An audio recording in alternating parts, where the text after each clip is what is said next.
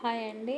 ఇదైతే work blouse. So 25 size blouse అండి. So మనకి ఇలా వర్క్ బ్లౌజ్ వచ్చినప్పుడు నెక్ డీప్ అనేది చాలా ఎక్కువగా ఉంటుంది. చూసారు కదా, ఇక్కడైతే ఒక 1 ఇంచ్ వరకు అయితే మనకి బ్రాడ్నెస్ నెక్ అనేది ఎక్కువగా ఉంది. సో దీన్ని ఎలా సెట్ చేయాలి అంటే, మనకి పైన అంటే మనం నెక్ అనేది కటింగ్ చేసుకుంటాం కదా, ఇలా మిడిల్లో అయితే ఒక 1 ఇంచ్ మనకి నెక్ ఎంత పెద్దగా అనిపిస్తే అంత 1/2 ఇంచ్ కానీ 1 ఇంచ్ వరకు కానీ ఇలా క్రాస్గా అయితే మార్కింగ్ చేసుకోవాలి.